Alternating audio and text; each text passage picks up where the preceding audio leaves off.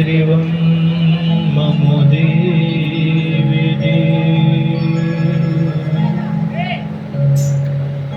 काली रात्रि महामाये भवानी भुवनेश्वरी संसार सागरे मग्नं ममतारि कृपामयी बोलिए माता भगवती माँ काली की जय हो। आज इस कथा के द्वितीय दिवस पर माँ भगवती जो जगत जननी है, जगत की माता है, जिनकी कृपा से एक चरवाहा भी कवि कालिदास बन जाता है, ऐसी माँ भगवती माँ काली के चरणों में कोटि कोटि प्रणाम करता हूँ और उनके दर्शनों के लिए आए हुए समस्त सूक्ष्म शक्तियों को हनुमान जी महाराज, गणेश जी महाराज, भैरवनाथ, स्थान देवता, ग्राम देवता, भू देवता, हम सभी के चरणों में प्रणाम करते हैं और यहाँ पर उपस्थित सभी भक्तों के हृदय रूपी मंदिर में विराजमान माता भगवती माँ काली की छवि को देखते हुए आप सभी भक्तों को भी प्रणाम करता हूँ, क्योंकि हम सभी के अंतर्घट में निवास करने वाली आत्मा उसी माँ भगवती परम सत्ता का अंश है। और व्यासपीठ की ओर से आप सभी भक्तों को बहुत बहुत दुआएं, मंगल कामनाएं, आप सभी के जीवन में सदैव सुख, शांति, समृद्धि, सौभाग्य बना रहे, यही हम माँ भगवती से निवेदन करते हैं। बंधु, आज कथा का द्वितीय दिवस है और इस द्वितीय दिवस पर सत्संग में प्रवेश करने से पहले आइए हम सभी लोग इस भजन के माध्यम से माँ भगवती से निवेदन करेंगे, प्रार्थना करेंगे कि मैया हमें इसी बार संसार सागर से पार लगा दीजिएगा, क्योंकि यह मनुष्य का जीवन बड़ा दुर्लभ है। इस संसार में जन्म लेने पर भी दुख होता है और मृत्यु के समय भी दुख होता है। तो हम सभी लोग सर्वप्रथम माँ भगवती से प्रार्थना करेंगे, निवेदन करेंगे कि मैया हमें आवागमन के बंधनों से मुक्ति मिल जाए, ऐसी आप कृपा कीजिए। तो आइए सभी लोग बड़े भाव के साथ दोनों हाथों को ऊपर उठाएंगे और जोर से माँ के नाम का जय घोष करेंगे। बोलिए खप्पर वाली मैया की जय हो, सुत हनुमान की जय हो, शंकर भगवान की जय हो, भैरवनाथ की जय हो। आइए हम सभी भजन के माध्यम से माँ से निवेदन करते हैं। हे जग जननी माँ जगदम्बे, इस बार दया तू कर देना। हे जग जननी माँ जगदम्बे, इस बार दया तू कर देना।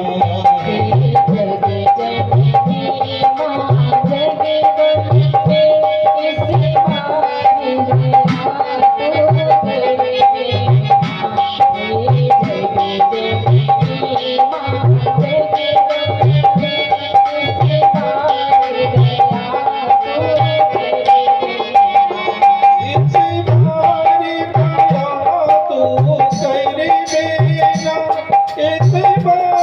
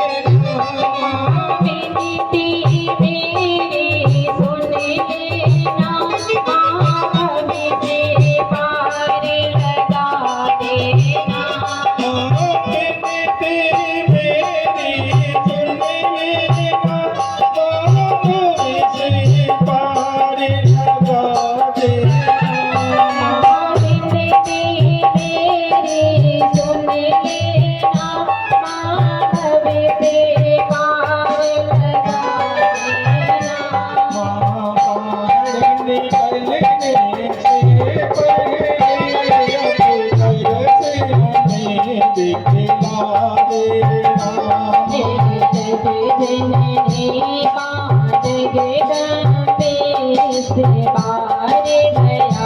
तो कर दे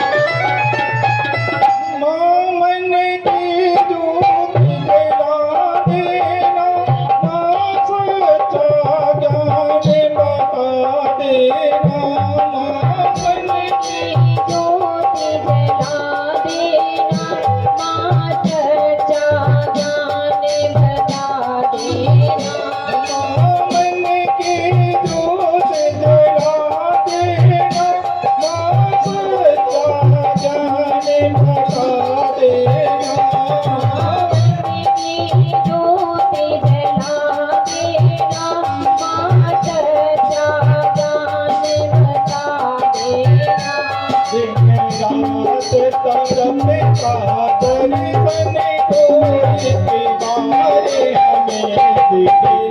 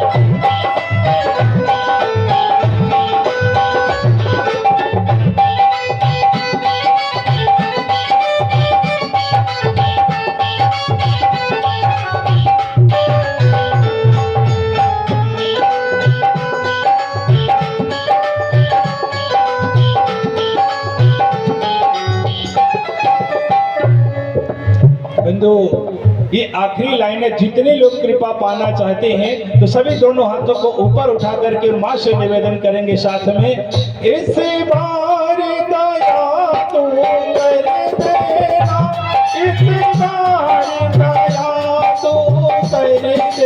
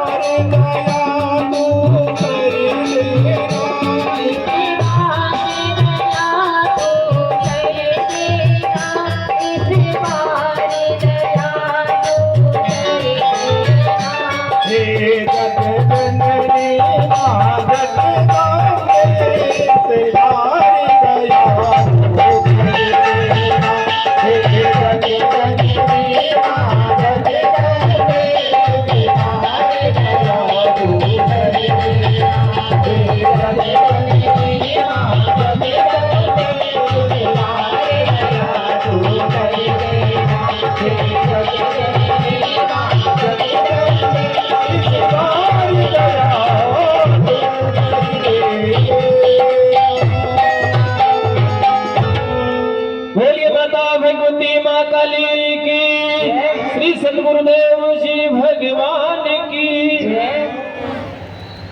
बंधु, थोड़ा सा एक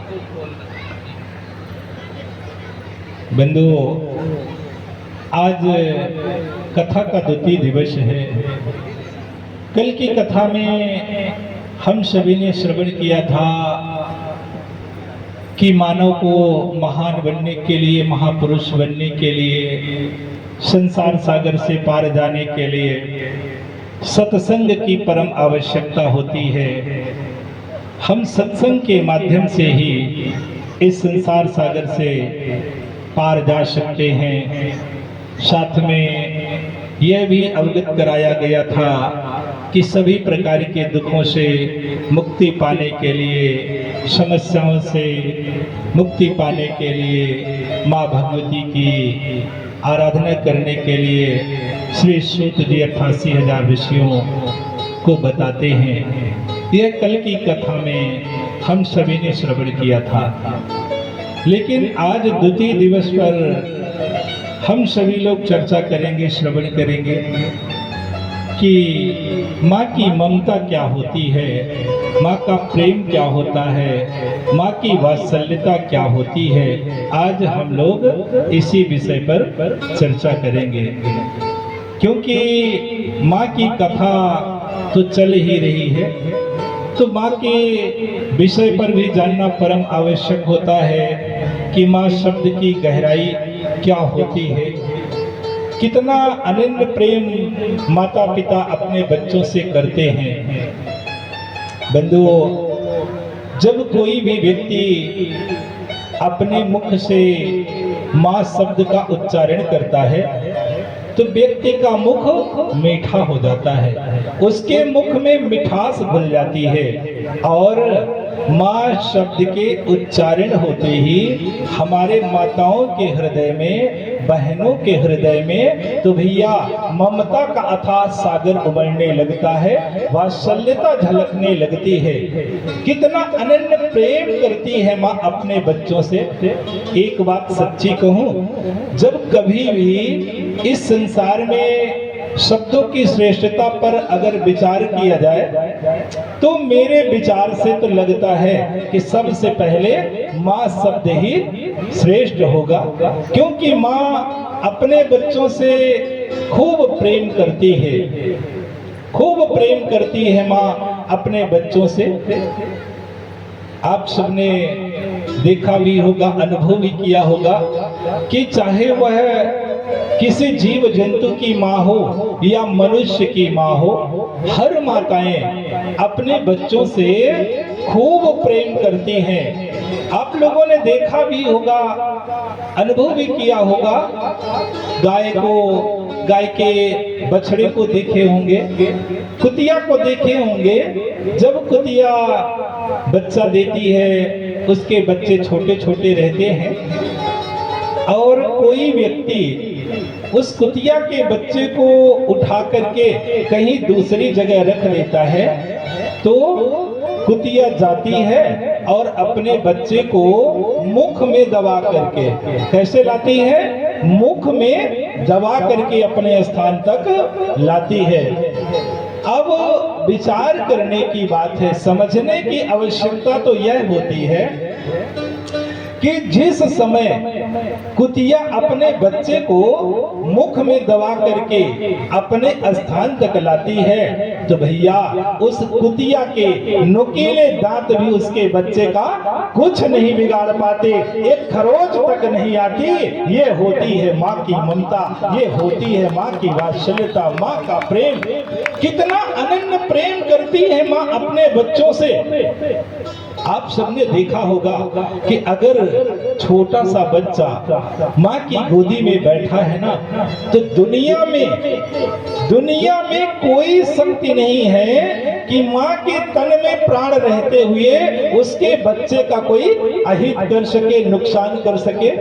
माँ अपने बच्चों की रक्षा करने के लिए अपने प्राणों का भी परवाह नहीं करती, वह अपने बच्चों की रक्षा के लिए तो हर पल प्राणों की भी कुर्बानी देने के लिए तैयार रहती है। उसे माँ कहा जाता है। माँ किसी शरीर का नाम नहीं, माँ तो एक ऐसी शक्ति है जो हर पल अपने बच्चों के लिए त्याग का यज्ञ करती है, त्याग का यज्ञ करती है माँ अपने बच्चों के लिए।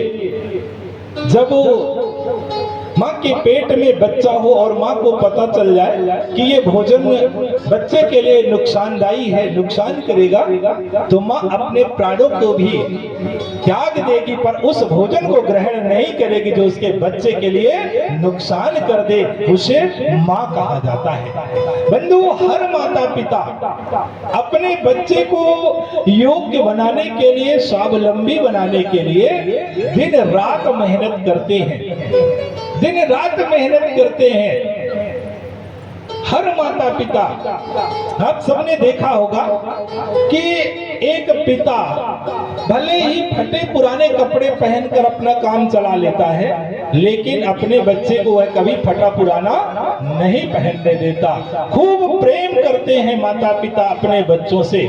एक बात में अगर कहा जाए ना, तो हर माता पिता का जीवन तो केवल अपने संतान के लिए होता है, अपने बच्चों के लिए ही होता है। लेकिन आज विचार करने की आवश्यकता है कि क्या हम लोग युवा होने के बाद, योग्य बनने के बाद उसी तरह अपने माँ से प्रेम करते हैं जैसे हम लोग बचपन में माँ से प्रेम करते थे। बचपन में तो भैया हम सब लोग अपने माँ से खूब प्रेम करते थे। याद करिए अपने बचपन को, और याद ना आ रहा हो ना तो जा करके आसपास में छोटे छोटे बच्चों को देख लीजिएगा कि अगर माँ कहीं जा रही है ना तो छोटे छोटे बच्चे माँ से चिपक जाते हैं, लिपट जाते हैं माँ से, माँ को छोड़ने के लिए तैयार ही नहीं होते। बंधुओं, वही दशा हम सब की थी बचपन में। हम लोग भी अपने माता पिता से खूब प्रेम करते थे। याद करिए अपने बचपन को, जब छोटे छोटे थे और माँ उस समय बाजार जा रही थी तो भैया घंटों घंटों रोया करते थे माँ के साथ बाजार जाने के लिए। लेकिन आज हम लोगों के पास वक्त नहीं है, समय नहीं है अपने माता पिता के पास बैठने के लिए। मेरे भाई ऐसा मत कीजिए, कुछ ना कुछ समय अपने माता पिता के पास बैठने के लिए जरूर निकाला करें।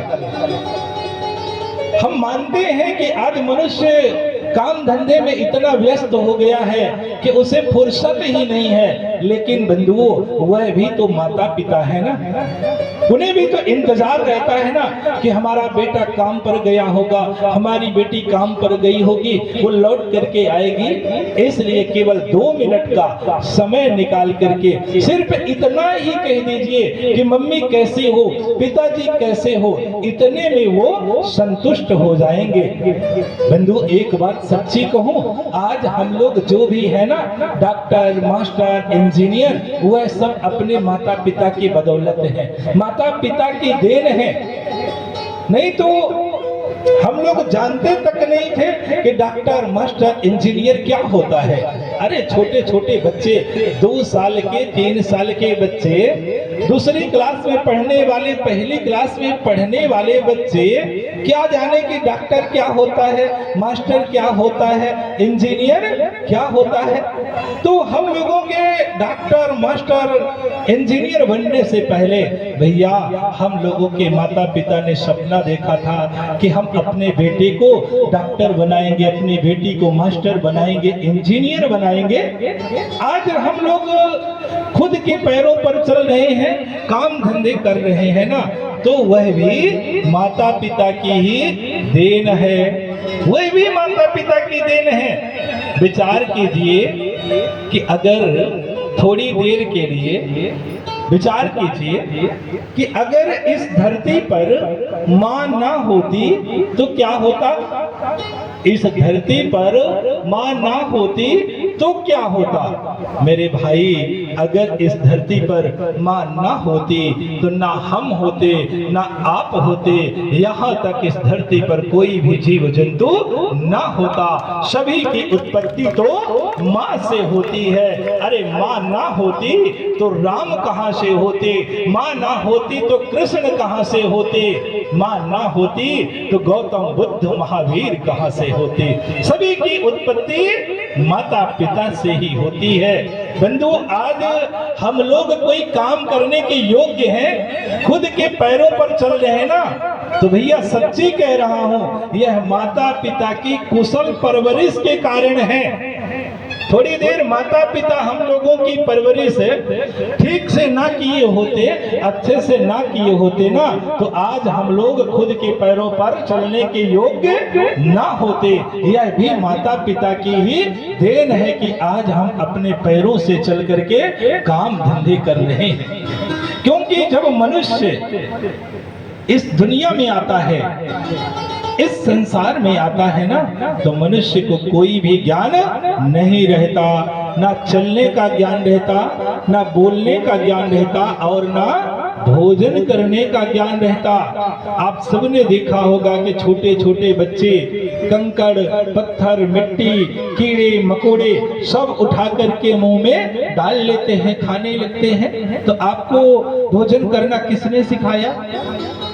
गांव वालों ने, पड़ोस के लोगों ने आपको भोजन करना सिखाया? नहीं मेरे भाई, हमें भोजन करना तो हमारे माता पिता ही सिखाते हैं। हमें बोलना कौन सिखाया? हमारे माता पिता ने ही बोलना सिखाते हैं। हमें चलना किसने सिखाया? हमारे माता पिता ने। मेरे भाई, आपको चलना सिखाने के लिए तो आपके पिता घोड़ा बन गए थे और तुम्हें पीठ में बैठा करके घुमाते थे, उंगली पकड़ करके चलना सिखाते थे। लेकिन दुर्भाग्य है आज उस पिता का, वह बूढ़ा हो गया है, हम युवा हो गए हैं, तो हम उनका हाथ पकड़ करके नहीं चला सकते। अरे याद कीजिए अपने बचपन को, जब इस दुनिया में आए थे, छोटे छोटे थे, कपड़ा खराब कर देते थे तो कपड़े को कौन धोता था? गांव के लोग धोते थे या खुद धो लेते थे? नहीं, उस गंदे कपड़े को भी हमारी माँ धोती थी। हमें हमारे पिता ही स्नान कराते थे, माता पिता ही हमारे कपड़े धोते थे, माता पिता ही स्नान कराते थे। लेकिन आज माता पिता बूढ़े हो गए हैं तो हम उन्हें नहाने के लिए एक बाल्टी पानी नहीं दे सकते। इसे आप लोग शिक्षा कहते हैं? यही शिक्षा है मेरे भाई। इससे अच्छा तो हमारा पहले का समाज था, जहां पर अंधे माता पिता को कामन में बैठा करके कंधे पर रख करके चारों धाम की यात्रा करने की ताकत रखते थे। ऐसी देश की माटी में हम लोगों ने जन्म लेने का सौभाग्य प्राप्त किया है, फिर भी हम लोग अपने देश की संस्कृति को, अपने देश के संस्कार को भूलते जा रहे हैं। इसलिए आप सबसे कहना चाहता हूं कि उठो, जागो और अपने देश की संस्कृति को, अपने देश के संस्कार को बचाने का प्रयास कीजिए। अपने माता पिता की खूब सेवा कीजिए। बंधु, आज लोग गंगा स्नान करने जाते हैं पापों से मुक्ति पाने के लिए, चारों धाम की यात्रा करने जाते हैं पापों से मुक्ति के लिए। मेरे भाई, मुझे नहीं मालूम कि गंगा स्नान कर लेने से पापों से मुक्त हो जाएंगे, पापों से मुक्ति मिल जाएगी या नहीं मिलेगी। चारों धाम की यात्रा करने से पापों से मुक्त हो जाएंगे या नहीं होंगे, यह मुझे पता नहीं है। लेकिन एक बात मैं दावे के साथ कहता हूँ कि जो व्यक्ति सुबह सुबह उठ करके अपने माता पिता को प्रणाम करता है, उनके पैरों को धो करके, उनके चरणों को धो करके चरणामृत का पान करता है, तो मैं दावे के साथ कहता हूं कि वह व्यक्ति पाप मुक्त हो जाता है। वह चारों धाम की यात्रा करने का फल घर बैठे ही प्राप्त कर लेता है। जो व्यक्ति अपने माता पिता की सेवा करता है तो निश्चित ही वह पापों से मुक्त हो जाता है, क्योंकि हर माता पिता तो तीर्थराज होते हैं। अरे गंगा तो केवल पापों को ही नष्ट करती है, पापों को ही धोती है, लेकिन हर माता पिता अपने बच्चे के कुविचारों को, जो पाप करने के विचार हैं, उसको ही नष्ट कर देते हैं। इसलिए इस धरती पर माता पिता से बढ़कर के दूसरा कोई भगवान नहीं होता। माँ को धरती माना गया है, पृथ्वी माना गया है, और पिता को आकाश के बराबर माना गया है। हर माता पिता का जीवन तो अपने संतान के लिए ही होता है, अपने बच्चों के लिए ही होता है। बंधु, एक बात सच कह रहा हूं कि लोग कहते हैं कि इस धरती पर साधु संत बड़े तपस्वी होते हैं, बहुत तपस्या करते हैं साधु संत, ऐसा लोग कहते हैं। लेकिन मैं कहता हूं कि जितनी तपस्या अपने बच्चे को युवा बनाने के लिए माँ करती है ना, तो उतनी तपस्या साधु संत भी नहीं करते। अरे साधु संतों की तपस्या माँ की तपस्या के सामने तो बौनी नजर आती है, कम पड़ जाती है। क्यों? क्योंकि माँ खुद भूखी रह जाती है पर अपने लाल को कभी भूखा नहीं सोने देती। अगर कड़ाके की ठंड भी पड़ती हो ना, कड़ाके की ठंड भी पड़ती हो, और उस कड़ाके की ठंड में बंधु बच्चा बिस्तर गीला कर देता है ना, तो माँ उस कड़ाके के ठंड में भी खुद गीले बिस्तर पर सो जाती है। पर अपने लाल को तो वह सदा सीने पर सुलाती है। ये होती है माँ की ममता, माँ का प्रेम होता है बंधु। माँ ही केवल भोजन करते समय भी उसे दुर्गंध नहीं आती। जिस समय माँ भोजन करती हो और छोटा सा बच्चा कपड़ा खराब कर देता है ना, तो माँ हाथों की रोटी को थाली में रखती है और मुख में रखे हुए भोजन को चबाते हुए भी गंदगी साफ करने में लग जाती है। उसे दुर्गंध नहीं आती भोजन करते समय भी। क्यों? क्योंकि माँ के हृदय में तो ममता का अथाह सागर भरा होता है और वह दुर्गंध उस ममता के अथाह सागर को स्पर्श करके दुर्गंध में भी सुगंध में परिवर्तित हो जाया करती है। ऐसी ममता की देवी आज बुढ़ापे में दर दर की ठोकरें खा रही है। मेरे भाई याद कीजिए आप सब लोग अपने बचपन को, जब आप सब लोग छोटे छोटे थे और सभी भाई आपस में लड़ते थे माँ की गोद में बैठने के लिए और कहते थे कि उठ जा, ये माँ मेरी है, माँ मेरी है। और आज युवा होने के बाद भी हम सभी लोग आपस में लड़ते हैं, लेकिन हमारे शब्द तो आज बदल गए हैं। बचपन में हम लोग सभी भाई लड़ते हुए कहते थे कि उठ जा, माँ मेरी है, माँ मेरी है। और युवा होने के बाद भैया हम कहते हैं कि माँ तेरी है, माँ तेरी है, माँ तेरी है। अरे विचार कीजिए बंधु, एक माता पिता 3-3, 4-4 बच्चों को पाल पोस करके योग्य बना देते हैं, लेकिन 3-3, 4-4 बच्चे मिल करके एक माता पिता को नहीं पाल सकते। इसे आप लोग शिक्षा कहते हैं, इसे आप लोग शिक्षा कहते हैं कि ये शिक्षा है। आज का समाज शिक्षित हो गया है। मेरे भाई याद कीजिए बचपन को, बोलना नहीं आता था। तुम्हें बोलना किसने सिखाया? तुम्हारे माता पिता ने तुम्हें बोलना सिखाया। आज माता पिता थोड़ा ऊंची आवाज में बात कर देना तो हम लोग डांट देते हैं, कह देते हैं कि चुप करो, अपनी आवाज बंद कर दो। अरे मेरे भाई, जब बोलना नहीं आता था ना तो तुम्हारे माता पिता तुम्हें बोलना सिखाए थे, और आज क्या वह इसी दिन के लिए बोलना सिखाए थे कि जब मेरा लाल बोलने लगे तो मेरी बोलती बंद करा दे। मेरे भाई ऐसा मत करो। माता पिता की बुढ़ापे में खूब सेवा करो, मरने के बाद करो या ना करो, कोई ज्यादा फर्क नहीं पड़ता। लेकिन बंधु क्या कहें, आज का समाज तो बहुत पढ़ा लिखा समाज है, यह उल्टा ही करता है। जब तक माता पिता जीवित हैं तब तक उनकी सेवा नहीं करता, उन्हें डांटता है, फटकारता है, और मरने के बाद वह रोता है, बिलखता है और तस्वीरों में जाकर के फूलों का हार चढ़ाता है। कितना बड़ा ज्ञानी हो गया है समाज, यह तो विचार करने की बात है। मेरे भाई एक सच्ची बात कह रहा हूँ कि अगर आप लोग भगवान की कृपा को पाना चाहते हैं, जगत जननी की कृपा को पाना चाहते हैं, तो सबसे पहले आपको अपने माता पिता का सम्मान करना पड़ेगा।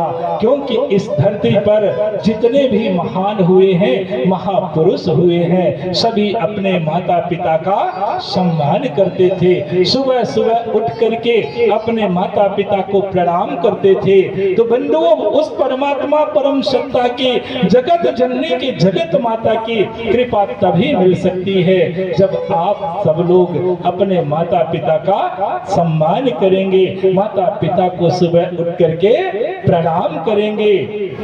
क्योंकि हर व्यक्ति अपने माता पिता का कर्जदार होता है। शास्त्रों में भी, धर्म ग्रंथों में भी बंधु 3 ऋण बताए गए हैं, मातृ पितृ ऋण, देव ऋण और आचार्य ऋण, गुरु ऋण।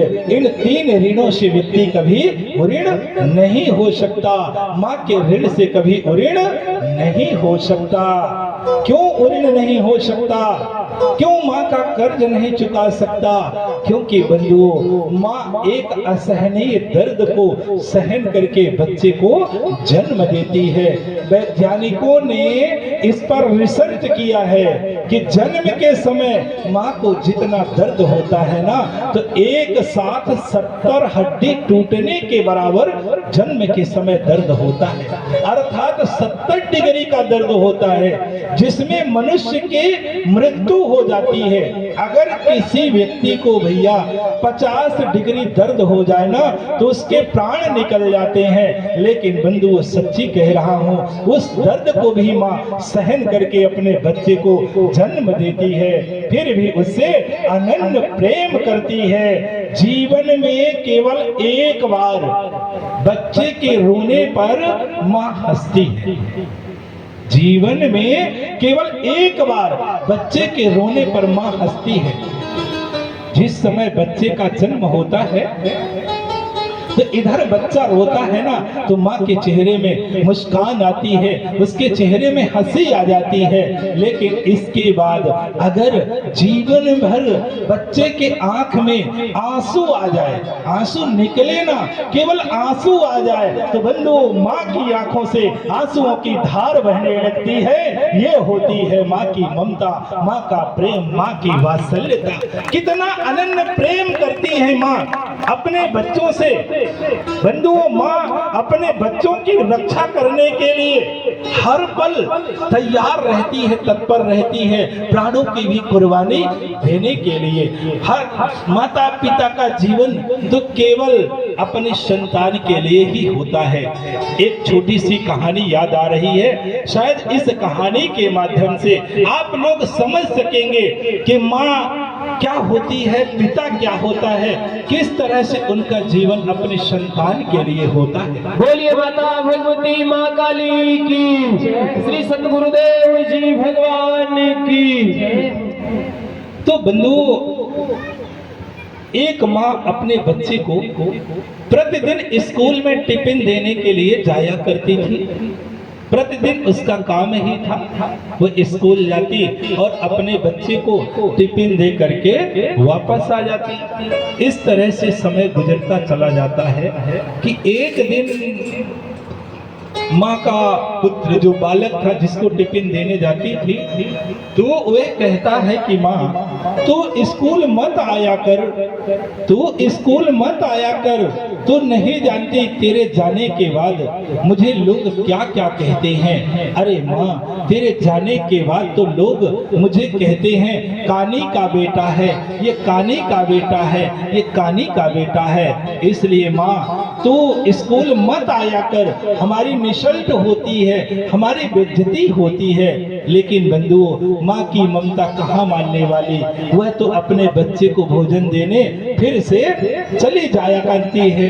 प्रतिदिन का उसका यही काम था, वो निरंतर भोजन देने के लिए जाती थी। कहती थी कि बेटा कोई बात नहीं है, लोग कहते हैं कि कानी का बेटा है, कानी का बेटा है, तो सहन कर लिया कर, क्या बिगड़ जाएगा सहन करने में। पर बेटा तुझे भोजन देने तो हम जरूर आएंगे, क्योंकि हम तुम्हें भूखा नहीं देख सकते। ऐसा कह करके माँ निरंतर चलती रही। समय गुजरता चला जाता है कि वह बच्चा बड़ा हो जाता है, युग हो जाता है, सरकारी नौकरी भी कर लेता है, शादी विवाह भी हो जाते हैं, बच्चे भी हो जाते हैं। अब माँ हमारे बेटे की बेइज्जती ना हो, ऐसा विचार करके माँ अपने बेटे को छोड़ करके गांव में चली आती है, गांव में रहने लगती है। कई वर्ष गुजर जाते हैं, कई वर्ष बीत जाते हैं। तब एक दिन माँ से रहा नहीं गया, अपने बच्चे को वह देखना चाहती थी और अपने बच्चे को देखने के लिए वह शहर पहुंच जाती है। जैसे ही शहर पहुंचती है, अपने बेटे के घर पहुंचती है और दरवाजा खटखटाती है, तो छोटे छोटे बच्चे निकल करके आते हैं। तो वह कहती है कि जाकर अपने पापा से बता दो कि तुम्हारी माँ आई है, हम तुम लोगों की दादी हैं। ऐसा सुन करके छोटे छोटे बच्चे अपने पिता से जाकर के बताते हैं कि पिताजी, एक कानी औरत आई है, वो भी बूढ़ी है और कह रही है कि हम तुम लोगों की दादी हैं। पिताजी, क्या हमारी दादी कानी है?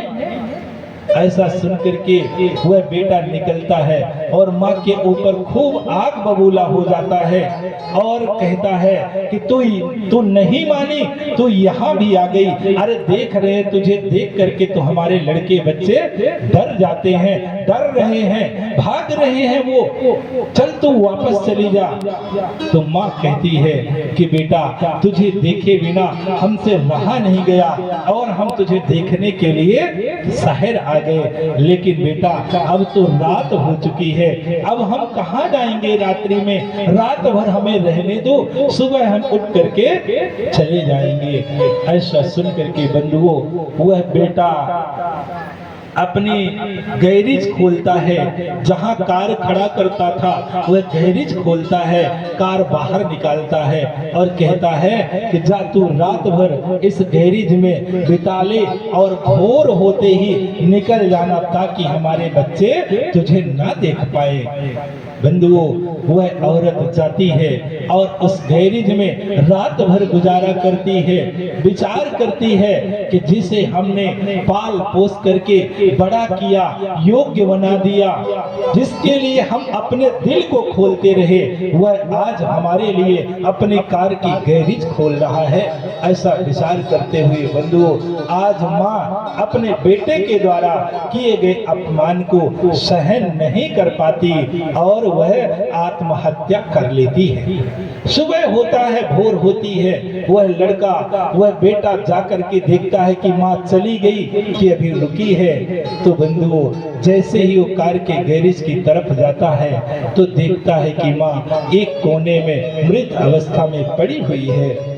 अब वह लड़का विचार करता है कि अब तो थाने पुलिस का चक्कर हो जाएगा, इसलिए वो अपने मोबाइल उठाता है और फोन लगाने वाला था। तभी माँ के हाथ में एक कागज का टुकड़ा दिखाई देता है। वो कागज के टुकड़े को वह व्यक्ति उठाता है और पढ़ता है तो उसमें लिखा था कि बेटा आज तक हमने सच्चाई को छिपा करके रखा, कानी हम नहीं थे, कानी तो तू था, काना तो तू था, कानी हम नहीं थे, काना तू था। हमने सोचा कि हमारा तो जीवन गुजर चुका है, अब थोड़ा ही बचा है तो हमारा जीवन बीत जाएगा, लेकिन हमारे बेटे को, हमारे लाल को कोई काना ना कहे, इसलिए हमने अपनी एक आंख डॉक्टरों से आरजू मिन्नत करके तुझे दे दिया है। बेटा ये आज सच्चाई है और जो आंख हमने तुझे दिया है तो सबको उस आंख से बराबर देखना, कभी अपने बच्चों के साथ ऐसा मत करना। तो बंधुओं ये होती है माँ की ममता, माँ का प्रेम कि माँ अपनी आंख स्वतः अपने बच्चों को दे देती है, फिर भी उसकी संतान बड़े होने के बाद, योग्य होने के बाद उसका सम्मान नहीं करते, स्वागत नहीं करते। इसलिए अंतिम शब्दों में बंधुओं यही कहना चाहता हूं कि आप सब लोग अगर कथा सुन रहे हैं, सत्संग सुन रहे हैं तो इसको जीवन में उतारने का जरूर प्रयास करेंगे। आइए अब हम लोग एक छोटे से भजन के साथ माँ भगवती से निवेदन करेंगे, प्रार्थना करेंगे। बोलिए माता भगवती माँ काली की जय हो, पवन सुत हनुमान की जय हो, शंकर भगवान की जय हो, श्री सतगुरुदेव जी भगवान की जय हो। सुनती है सबकी पुकार हो मेरी काली भवानी, अरे सुनती है सबकी पुकार हो मेरी काली भवानी, सुनती है सबकी पुकार हो मेरी काली भवानी, सुनती है सबकी पुकार हो मेरी काली भवानी, काली भवानी मैया काली भवानी, काली भवानी मैया काली भवानी, काली भवानी मैया काली भवानी, काली